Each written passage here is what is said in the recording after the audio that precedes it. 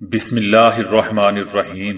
السلام علیکم دوستو، دنیا بھر کی خبروں میں آج آپ سنیں گے، لیکن اس سے پہلے اگر ہو سکے تو سبسکرائب اور لائک ضرور کر لیں، شکریہ۔ آیا صوفیہ کو میوزیم سے مسجد بنانے پر پوپ فرانسس کو صدمہ۔ انڈیا میں ہسپتالوں میں بیڈ نہ ملنے پر نوجوان طالب علم جان سے گیا۔ چائنا میں طوفانی بارشوں اور سیلاب نے تباہی مچا دی۔ کورونا نے اچھوں کو سیدھا کر دیا، صدر ٹرمپ کورونا کے آگے جھک گئے۔ امریکہ کی صورتحال یہی رہی تو امریکہ ختم ہو جائے گا، امریکی ماہرین۔ تارکین وطن نوجوانوں کو شہریت دینے پر غور کر رہے ہیں، صدر ٹرمپ کو سابق مشیر روجر سٹون کی سزا ختم کرنے پر شدید تنقید کا سامنا۔ امریکہ کے محکمہ خارجہ نے اپنے شہریوں کو خبردار کر دیا ہے کہ چائنا میں محتاط رہیں۔ ترکی کے مقابل امریکہ اور یورپ میں عبادت گاہوں کی تعداد۔ کس عمر میں شادی رشتے کو دیرپا اور مضبوط بناتی ہے؟ مثالی اور بہترین عمر کیا ہے؟ سائنسدانوں نے دریافت کر لیا۔ نیو جرسی امریکہ میں کورونا کے اس دور میں بھاری ٹپ نے ویٹرز کو رلا دیا۔ تو آئیے چلتے ہیں اب خبروں کی تفصیل کی طرف۔ عیسائی مذہب کے فرقے کیتھولک کے روحانی پیشوا پوپ فرانسس نے کہا ہے کہ ترکی کے آیا صوفیہ کو میوزیم سے دوبارہ مسجد بنانے کے فیصلے پر شدید دکھ ہوا ہے۔ ان کا کہنا تھا کہ مجھے بہت تکلیف ہوئی ہے۔ دوستو، ترک کے صدر رجب طیب اردوان کہہ چکے ہیں کہ آیا صوفیہ میں 24 جولائی سے باقاعدہ نماز ادا کی جائے گی۔ دی ورلڈ کونسل آف چرچز کی جانب سے بھی ترکی کے صدر رجب طیب اردوان سے مطالبہ کیا گیا تھا کہ وہ اپنے فیصلے پر نظر ثانی کریں۔ ان کا کہنا تھا کہ آیا صوفیہ بنیادی طور پر گرجا گھر تھا جسے خلافت عثمانیہ میں مسجد میں تبدیل کیا گیا تھا۔ ترک انقلاب کے بعد 80 سال پہلے اسے میوزیم بنایا گیا تھا، جس کے بعد یہاں عبادت پر پابندی آئی تھی۔ 537 میں اس کی تعمیر مکمل ہونے کے بعد گرجا گھر میں عیسائیوں کی مذہبی رسومات منعقد کی گئیں اور اگلے 900 سال تک آیا صوفیہ گرجا گھر رہا۔ سلطنت عثمانیہ نے استنبول شہر پر 1453 میں قبضہ کیا تو اسے مسجد میں تبدیل کر دیا گیا۔ بعد میں جدید ترکی کے بانی اور پہلے صدر مصطفیٰ کمال آتا ترک کے حکم پر آیا صوفیہ کو میوزیم میں تبدیل کیا گیا تھا، جسے 1935 میں عوام کے لیے کھولا گیا۔ ایک اندازے کے مطابق ہر سال لگ بھگ 30 لاکھ سیاح آیا صوفیہ دیکھنے آتے ہیں۔ اللہ کے فضل سے اب اسے دوبارہ مسجد میں تبدیل کر دیا گیا ہے، لیکن اسے دیکھنے والوں کی کمی نہیں ہوگی، بلکہ اس تاریخی فیصلے پر مزید لوگ اسے دیکھنے آئیں گے۔ ترکی کے صدر رجب طیب اردوان نے کہا ہے کہ آیا صوفیہ کو دوبارہ سے عبادت کے لیے کھولنا ترکی کا داخلی معاملہ ہے۔ صدر اردوان نے کہا کہ 1934 میں آیا صوفیہ کی عجائب گھر میں تبدیلی کے فیصلے نے قوم کو افسردہ کیا۔ اس مقام کا اپنی اصل شناخت کی طرف واپس پلٹنا ضروری تھا۔ ان کا کہنا تھا کہ آیا صوفیہ کی حیثیت سے متعلق حتمی فیصلے کا حق کسی اور کو نہیں، صرف ترک قوم کو حاصل ہے۔ یہ ہمارا داخلی مسئلہ ہے، باقی ممالک کا کام صرف اس فیصلے کا احترام کرنا ہے۔ انڈیا کے شہر کلکتہ کے سرکاری ہاسپٹل میں کورونا سے جاں بحق ہونے والے 18 برس کے ایک 12ویں جماعت کے طالب علم کے والدین نے الزام لگایا ہے کہ 3 طبی مراکز میں بیڈ نہ ملنے کی وجہ سے ان کے بیٹے کی موت ہوئی۔ جمعے کی صبح طالب علم سبیر جیت کو سانس لینے میں دشواری ہو رہی تھی۔ ہم اس کو ESI ہاسپٹل لے گئے، جہاں ہمیں کہا گیا کہ بیڈ دستیاب نہیں ہے۔ پھر ہم اس کو ایک پرائیویٹ نرسنگ ہوم لے گئے، وہاں اس کا کورونا کا ٹیسٹ ہوا جو مثبت آیا، تاہم ہمیں کہا گیا کہ کوئی بیڈ دستیاب نہیں ہے۔ سبیر جیت کی والدہ نے کہا کہ سرکاری ہاسپٹل ساگر دتا میں بھی ان کے بیٹے کو داخل کرنے سے انکار کیا گیا۔ سبیر جیت کے والد کے مطابق جب اسے کلکتہ میڈیکل کالج اور ہاسپٹل لے گیا اور انتظامیہ کو معلوم ہوا کہ میرے بیٹے کو کورونا ہے تو پہلے تو انہوں نے ہاسپٹل میں داخل کرنے سے انکار کیا، لیکن جب میری بیوی نے اپنی جان لینے کی دھمکی دی تو پھر انہوں نے ہمارے بیٹے کو داخل کیا اور اس کے بعد ایک ایسے وارڈ میں لے جایا گیا جہاں ہماری رسائی نہیں تھی۔ جب ہم انکوائری سیکشن میں گئے تو معلوم ہوا کہ ہمارے بیٹے کا 9:30 کے قریب انتقال ہو گیا تھا۔ سبیر جیت کے والد نے الزام لگایا کہ یہ سب کچھ ہسپتالوں کی لاپرواہی کی وجہ سے ہوا ہے۔ کلکتہ میڈیکل کالج اور ہاسپٹل میں اس کا کوئی علاج نہیں ہوا۔ چائنا کے صوبے جیانگزی میں طوفانی بارشوں اور سیلاب نے تباہی مچا دی۔ طوفانی بارشوں نے چائنا کو بری طرح گھیر رکھا ہے۔ طوفان کی سنگینی کا درجہ بڑھا کر لیول 1 کر دیا گیا ہے۔ 50 لاکھ سے زائد افراد متاثر ہو چکے ہیں۔ 4.5 لاکھ ایکڑ رقبے پر کاشت فصل بھی متاثر ہوئی ہے۔ صدر ٹرمپ نے کسی دورے کے دوران پہلی مرتبہ عوامی مقامات پر ماسک کا استعمال کیا۔ وائٹ ہاؤس سے نکلتے ہوئے امریکی صدر کا کہنا تھا کہ وہ کبھی بھی ماسک کے خلاف نہیں رہے۔ وہ سمجھتے ہیں کہ ماسک کے استعمال کے لیے مناسب وقت اور جگہ ہوتی ہے۔ اس سے پہلے انہوں نے اپنے ڈیموکریٹک حریف جو بائیڈن کا مذاق اڑاتے ہوئے کہا تھا کہ وہ ماسک نہیں پہنیں گے۔ اب صدر ٹرمپ نے اپنے ہی خیالات کی نفی کرتے ہوئے کہا ہے کہ جب آپ ہاسپٹل میں ہوں اور کسی خاص جگہ پر جہاں آپ بہت سے لوگوں سے مل رہے ہوں، اس صورتحال میں ماسک پہننا اچھی بات ہے۔ دوستو، کورونا نے تو بڑے بڑوں کو سیدھا کر دیا۔ صدر ٹرمپ کس پیڑ کی مولی ہے؟ لگتا ہے اب پیڑ کی مولی کا محاورہ صحیح کرنے کے لیے مجھے بہت سے کمنٹس آئیں گے۔ امریکہ کے ماہرین صحت کا کہنا ہے کہ کورونا کے حوالے سے امریکہ میں موجود بدترین صورتحال جاری رہی تو ملک کو تاریخ کے مشکل ترین وقت کا سامنا کرنا پڑ سکتا ہے۔ ڈاکٹر پیٹر ہوٹیز نے امریکی ٹی وی CNN کو دیے گئے ایک انٹرویو میں کہا ہے کہ ایک طرف ہمارے ہسپتالوں میں مریضوں کی بھرمار ہے تو دوسری جانب ہسپتالوں میں کام کرنے والے مسلسل کام کر کے تھکتے جا رہے ہیں، اور ان میں ہیلتھ کیئر پروفیشنلز کی ایک تعداد کو علالت کا بھی سامنا ہے۔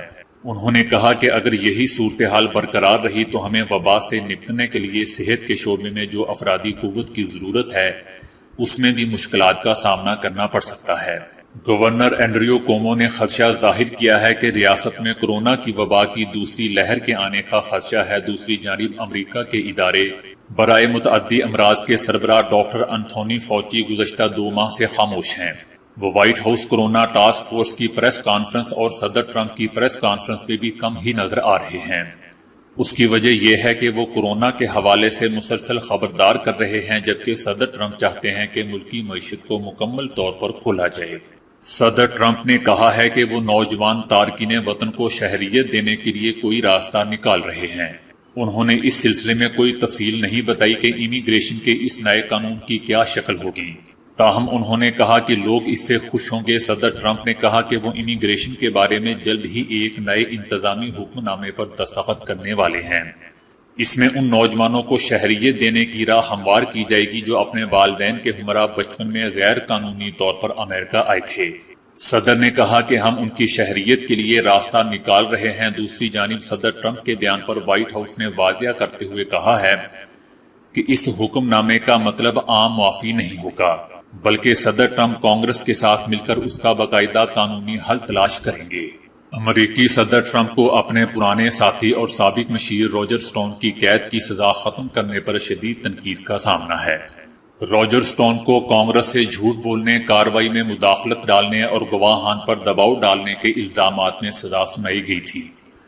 صدر ٹرمپ کے حریف اور صدارتی امیدوار جو بائیڈن نے امریکی صدر پر اختیارات سے تجاوز اور امریکی اقدار کو تباہ کرنے کا الزام عائد کیا ہے اور عدالتی نظام کو خراب کرنے کا بھی الزام عائد کیا ہے۔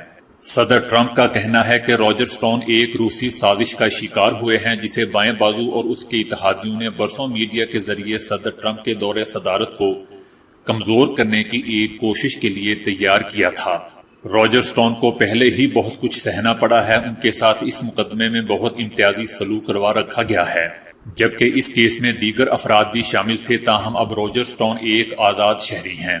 جو بائیڈن کے ترجمان بل روسو کا کہنا تھا کہ ٹرمپ کو شرم نہیں دلائی جا سکتی، ان کا راستہ صرف بیلٹ باکس کے ذریعے ہی روکا جا سکتا ہے۔ امریکہ کے محکمہ خارجہ نے اپنے شہریوں کو خبردار کیا ہے کہ وہ چائنا میں زیادہ محتاط رہیں کیونکہ ان کے خلاف بلا جواز قانون کا نفاذ کیا جا سکتا ہے اور انہیں حراست میں لینے کے علاوہ ملک بدر بھی کیا جا سکتا ہے۔